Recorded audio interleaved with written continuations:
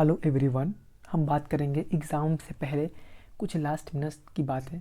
ठीक है, तो हम लोग बात करने वाले हैं कि एग्ज़ाम से पहले क्या आपका माइंडसेट होना चाहिए, कैसे करना है चीज़ों को, कैसे अरेंज में हम एग्ज़ाम में बेहतर कर सकते हैं। ठीक है, इनके बारे में कुछ लास्ट मिनट बातें हम करने वाले हैं। ठीक है, इसका वीडियो का मकसद है कि आपको एग्ज़ाम में बेहतर से बेहतर थिंकिंग के साथ आप बेहतर से बेहतर परफॉर्म कर सकें। ठीक है, हम बात कर रहे हैं आज के मेन पॉइंट पे। ठीक है, हमारा आज जो पहला है कि एग्ज़ाम से पहले क्या करना है लास्ट नाइट में या लास्ट डे में। ठीक है, पहली बात फर्स्ट ऑफ ऑल आपको ध्यान रखना है भैया कि आपको नया बिल्कुल भी कुछ भी नहीं पढ़ना है। देखिए, न्यू टॉपिक नहीं पढ़ना है आपको। ठीक है, कि जो भी कुछ नया है आपको नहीं पढ़ना है। आपने जो पहले से पढ़ा हुआ है सिर्फ वही पढ़े जो पहले पढ़ चुके हैं, यानी कि जिसने जो आप पहले से रिवीजन कर चुके हैं, 12 चीज़ों को पढ़ चुके हैं।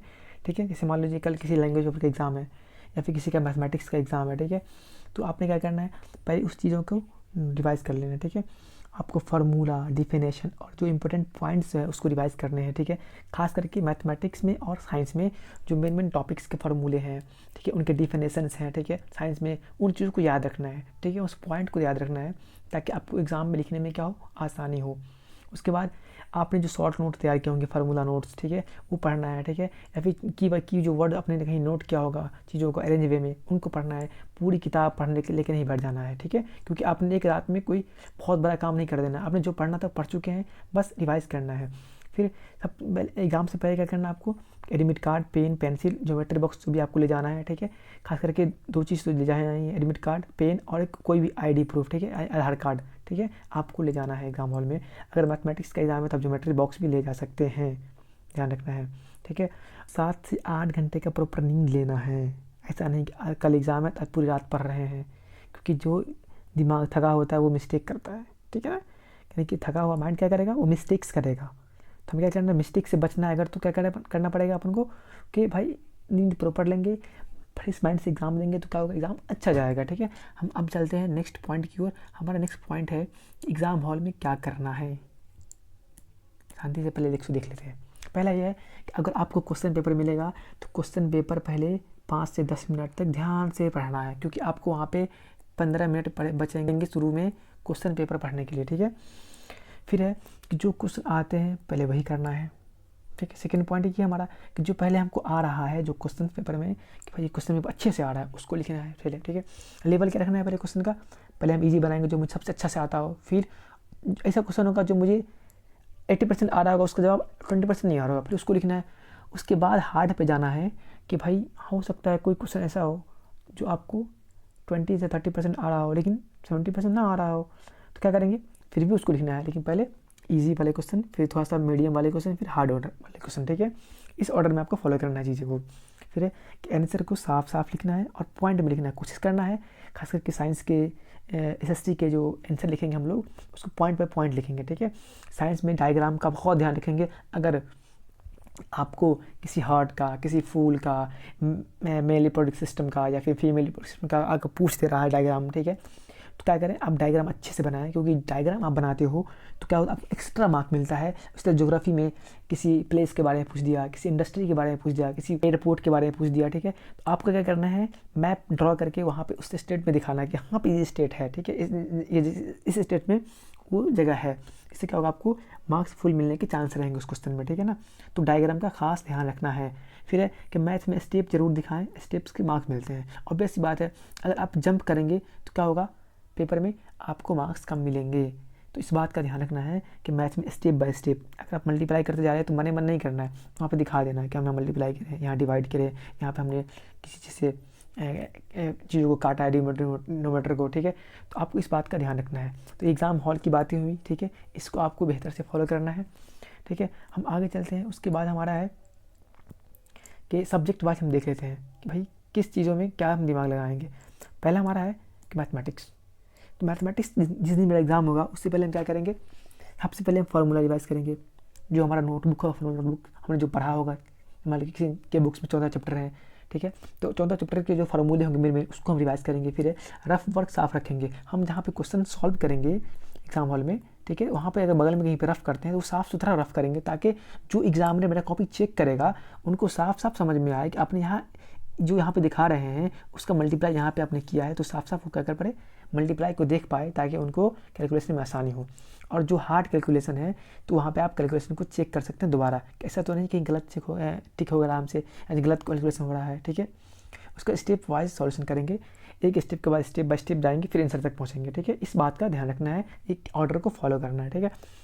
अब बात है साइंस की बात है, तो साइंस में क्या करेंगे हम कुछ डायग्राम ऐसे बताए हैं एग्जाम क्लास में, उनको पहले प्रैक्टिस कर लेना है, ठीक है। 5, 6, 10 डायग्राम हमने हाईलाइट करवाए थे एग्जाम में क्लास में, ठीक है, उनको कर लेना है, प्रैक्टिस कर लेना है। फिर क्या डेफिनेशन को एग्जैक्ट याद रखना है, कुछ कुछ ऐसे डेफिनेशन जो डायरेक्ट एग्जाम में बोर्ड में उठ के आता है, पेपर में पूछ लिया जाता है, उसको याद रखना है। और अगर आपने किसी लघु उत्तरीय या दीर्घ उत्तरीय यानी कि शॉर्ट क्वेश्चन आंसर या फिर लॉन्ग टाइप आंसर क्वेश्चन आप लिख रहे हैं, तो जो मेरा की वर्ड है उसको करना हाईलाइट कर देना है, अंडरलाइन कर देना है, ठीक है। जैसे मान लीजिए कि आपका यहाँ पे अगर आपको हाईलाइट करना है तो आपको दिखाना पड़ेगा, जैसे मान लीजिए मेरा मेन वर्ड ये था, तो इसको इसे अंडरलाइन कर देंगे, अंडरलाइन कर देंगे, ठीक है। तो ये हमारा अंडरलाइन करना की वर्ड को, ठीक है। अब आगे बढ़ते हैं, SST की सब्जेक्ट के बारे में बात करेंगे, ठीक है। SST में क्या करना है, आपको खास करके डेट, कौन सा युद्ध कब हुआ, कौन से राजा ने कब किसी पे आक्रमण किया, उस राजा का नाम क्या था, या फिर किसी कंट्री का नाम क्या था, किस देश में ये क्रांति हुई, ठीक है, उस जगह कौन जगह पे हुआ, ये सब इंपॉर्टेंट चीज़ें हैं। आपको यहाँ से डायरेक्ट पेपर में उठ के आएगा, आपको हमने क्लास में एक एक चीज़ों को SST में डिफाइन किया है, पढ़ाया है, आपने उसको याद रखना है, ठीक है। उसका आंसर पॉइंट में लिखने की कोशिश करना है, ठीक है। और डायग्राम का भी ख्याल रखना, खास करके ज्योग्राफी में, ठीक है। ज्योग्राफी में आप कोशिश करें कि डायग्राम दिखा दें, ठीक है ना। फिर आगे है कि लैंग्वेज के बारे में, हिंदी हो या उर्दू हो या इंग्लिश हो, इसमें आप पहला याद रखेंगे कि भाई आपको स्पेलिंग मिस्टेक नहीं करना है, शुद्ध लिखना है, ठीक है ना। यानी कि स्पेलिंग मिस्टेक करोगे तो आपके मार्क्स कटेंगे, ठीक है। अगर 5 मार्क्स का सवाल है, आपने स्पेलिंग मिस्टेक बहुत ज़्यादा कर दिया है, तो आपको 4, 3 हो सकता है 2 भी मार्क्स मिल जाए, तो मार्क्स कटने का डर रहता है। तो क्या करना, आपको कोशिश करना शुद्ध लिखें। फिर है कि लॉन्ग आंसर को ना थोड़ा हेडिंग बना के लिखें, ठीक है, ताकि उनको समझ में आए कि आपने क्या लिखा है, पॉइंट में लिखेंगे, ठीक है, पॉइंट वाइज। जैसे मतलब किसी चीज़ का कारण पूछ दिया कि उसी क्रांति के क्या कारण थे, तो कारण को क्या करेंगे, हम पॉइंट में लिखेंगे कि ये कारण था।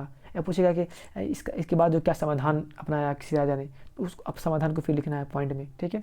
डिफरेंस पूछ लिया, ऐसे लाइन देंगे और दोनों चीज़ में डिफरेंस कर देंगे, ठीक है। तो क्या करेंगे, इस चीज़ को ध्यान रखना है, ठीक है। आगे हम बहुत ज़रूरी चीज़ है ये, लास्ट हमारा ये है कि ये गलती कतई नहीं करना एग्जाम हॉल में। पहला ये कि पैनिक नहीं होना है, पेपर देखे अब हमें बुखार आ रहा है भाई, पैनिक कर गए कि भाई अब क्या होगा, ये तो मुझे आ ही नहीं रहा है। बिल्कुल स्थिर रहना, शांति सुकून से, ठीक है, और पैनिक नहीं करना है। दूसरा ये, आंसर खाली छोड़कर नहीं आना है, यहाँ पे नेगेटिव मार्किंग वाली बात नहीं है, जो आपको अच्छा ये नहीं आया तो छोड़ ही दो, कुछ ना कुछ लिख ही देना है पेपर में, ठीक है, छोड़ना नहीं है। क्योंकि अगर आप छोड़ दोगे तो उसका तो मार्किंग गिनती नहीं होगा, लेकिन अब बना करके आओगे कुछ सवाल क्वेश्चन को, मान लो 5 नंबर का क्वेश्चन है, ठीक है, अगर बना के आते हो तो हो सकता है उसमें 1 या 2 या अच्छे से हो सकता है, लिखते लिखते अच्छा से आपका आंसर हो जाए तो 3 भी मार्क्स आ सकता है, 4 भी आ सकता है। एक और चीज़ कि बहुत लंबा लिखने के चक्कर में नहीं रहना है, ना अननेसेसरी आंसर लिखना है, जो क्वेश्चन का डिमांड हो एग्जैक्ट वो लिखने की कोशिश करना है।